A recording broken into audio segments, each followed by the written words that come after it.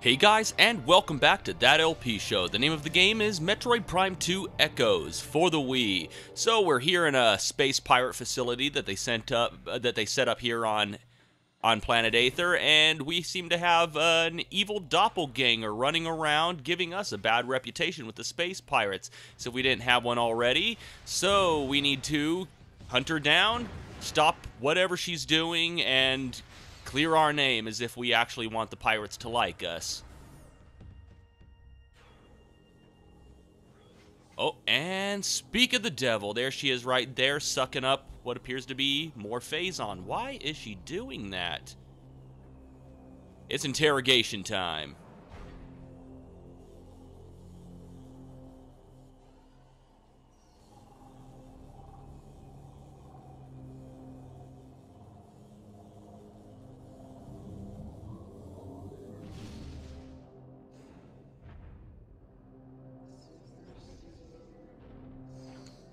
You may know every move I'm going to make, but that's not going to help you because I know every move you're going to make. Strange, isn't it?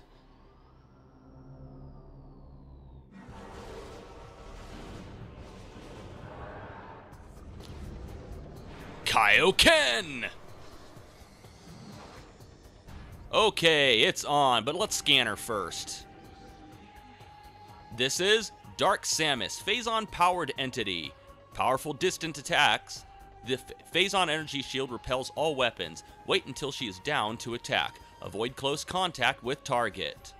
Scans indicate the presence of Phazon and your genetic material within this entity. She wears a version of the Various suit, altered and augmented by the Phazon within her. Primary weapons include the missile launcher, a scattershot variant of the power beam, boost, and jump abilities are superior to yours. The ability to generate Phazon energy shields is also present. Alright, so how we're going to take her out is, well, let's see if some missiles work. Okay.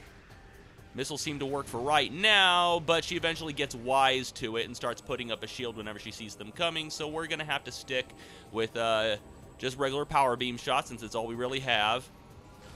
She has that scatter shot right there, which you can easily sidestep. Oh, and yeah, she dodges charge attacks really easy, but if we don't use those, she's going to take forever to take out with regular power beam shots. And now she has an energy shield built around her, so I believe she's going to repel most of our attacks. No? No? Okay. Well, she will eventually build that up. I just thought that's what the glowing thing was. Oh, yeah, if you get too close to her, she'll also put up an energy shield. So if you're thinking of getting a homing shot in easier, not a homing shot, but a charge shot in easier, by standing in real close to her. Yeah, she's wise to that too. Alright, she should be changing up her tactics here soon. Yep. Going up to Kaioken times 10. Alright, now she has an energy field around her, and the only time we're going to be able to damage her is when she's on the ground. Alright, she has these attacks where she flies up into the air and shoots a missile down, and she could actually destroy parts of the environment that way.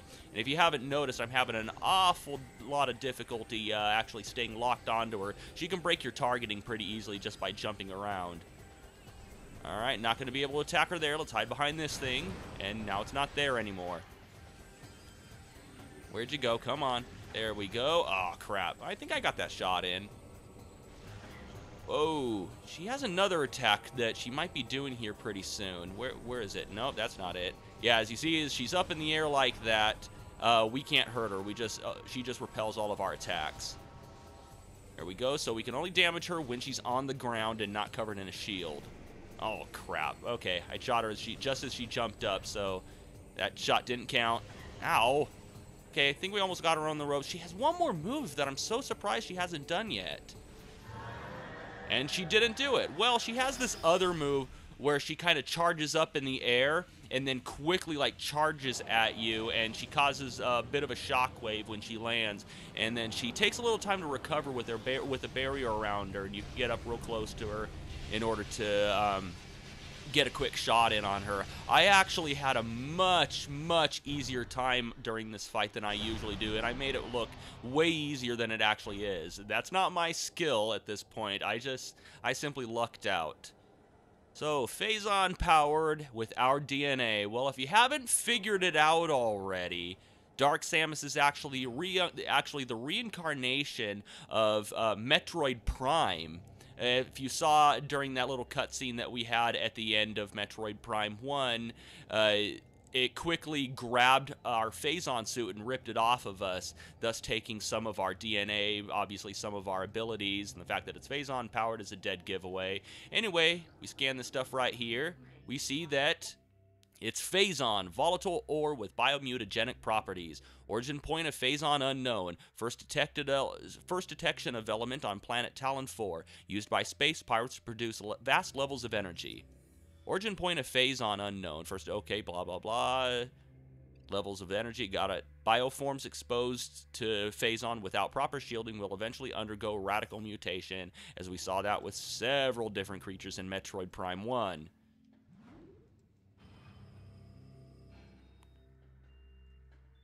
Okay, and if we come in here, open up, looks like we get a new weapon.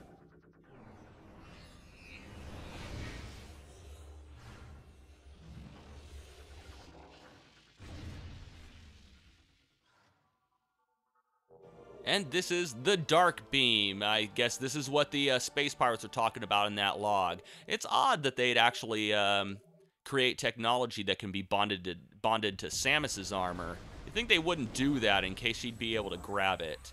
Then again, Chozo Tech is pretty adaptive. I mean, we already have Luminoth technology in the suit, and it wasn't designed for that. Anyway, same as in Metroid Prime 1. If you want to switch beams, hold down the plus button on the Wii Remote and simply highlight the weapon that you want, and it'll activate it, and it shoots out these dark purple blobs, or black blobs, or whatever. And that's how we open up that dark door that you just saw right there. We could also use it to turn that light crystal right there dark, and it opens up that gate for us.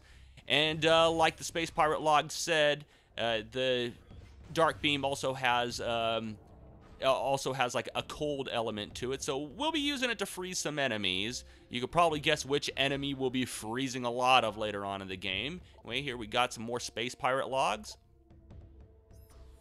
Log 07.013.6, another disaster. The transport bringing our reinforcement and supplies has been shot down. It was engaged in orbit by a Federation vessel, which has landed near the alien temple. It's only a matter of time before the Marines attack. Survivors from our ship have made their way to our base. Here we shall make our stand. Another enemy, first the Shadowlings, then the Dark Hunter, and now the Galactic Federation Marine Corps. Perhaps fate will smile upon us before the world itself opens its maw and swallows us. It must be an old log. They probably know by now that all those Marines are dead.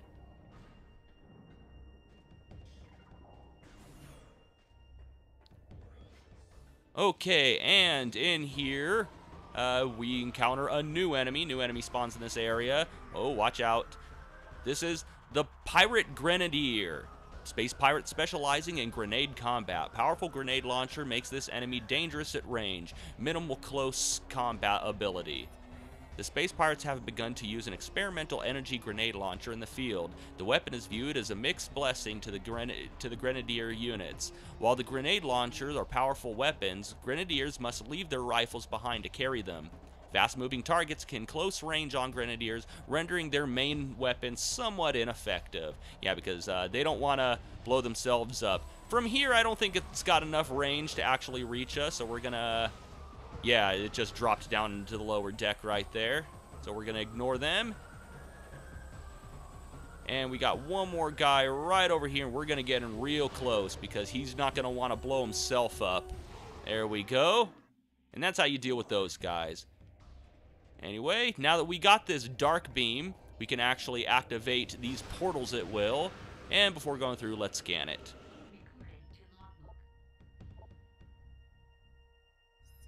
Dark portals allow living beings to travel to dark aether without being... Okay, so it's pretty much the same description as the light portal. They simply replace the word light with dark.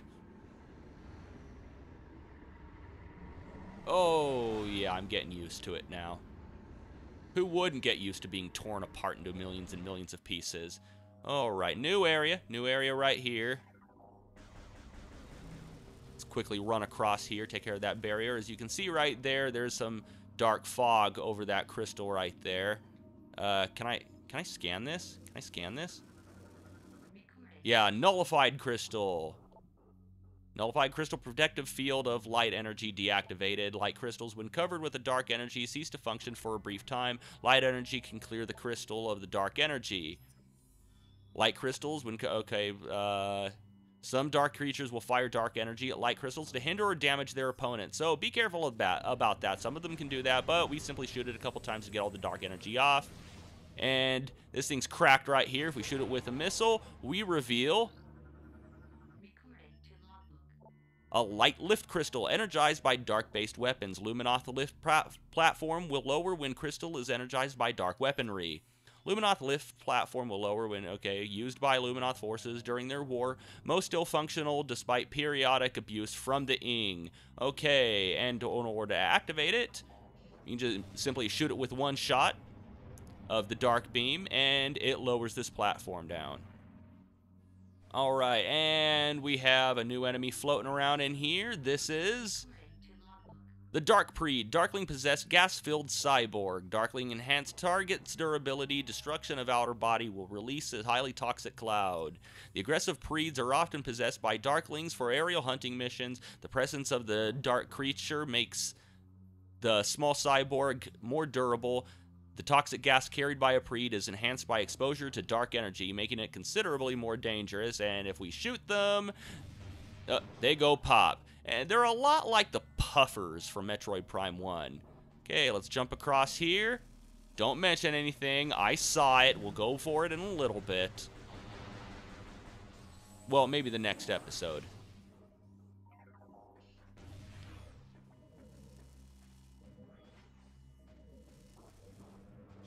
Got some more Phazon right there. Let's see if we can lure this guy close to it.